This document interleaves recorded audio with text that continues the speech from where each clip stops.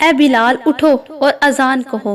سیدنا ابو ہریرہ رضی اللہ تعالیٰ عنہ بیان کرتے ہیں کہ جب غزوہ خیبر ختم ہوا تو ہم رات کے وقت چلے، یہاں تک کہ جب ہم قرا جگہ پر پہنچے یعنی ٹھہرے، اور نبی کرم صلی اللہ علیہ وآلہ وسلم نے بلال رضی اللہ تعالیٰ عنہ سے فرمایا کہ وہ ہمارے لیے پہرا دے۔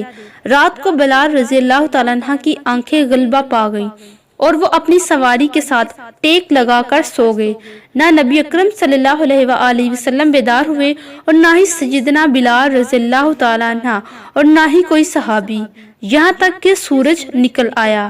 رسول اللہ صلی اللہ علیہ وآلہ وسلم ان میں سے سب سے پہلے بیدار ہوئے تو رسول اللہ صلی اللہ علیہ وآلہ وسلم پریشان ہو گئے اور آپ نے فرمایا، اے بلال تو بلال رضی اللہ تعالیٰ عنہ نے کہا، مجھے بھی اسی ذات نے سلا دیا جس نے آپ کو۔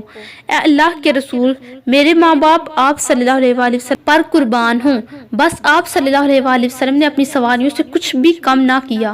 پھر وضو کیا۔ نبی اکرم صلی اللہ علیہ وآلہ وسلم نے بلال کو حکم دیا کہ اے بلال اذان دو تاکہ مجھے سکون آئے، اور حضرت بلال رضی اللہ تعالیٰ عنہ نے حضرت محمد صلی اللہ علیہ وآلہ وسلم کے لیے صبح کی اذان دی۔ جب آپ صلی اللہ علیہ وآلہ وسلم نے نماز ادا کر لی تو فرمایا، جو کوئی نماز کو بھول جائے اسے چاہیے کہ جب بھی اسے یاد آئے تو وہ نماز ادا کرے، کیونکہ اللہ تعالیٰ نے فرمایا ہے، قائم کرو نماز کو جب بھی تم کو یاد آ جائے، یعنی جب سو جاؤ اور نماز گزر جائے۔ سبحان اللہ۔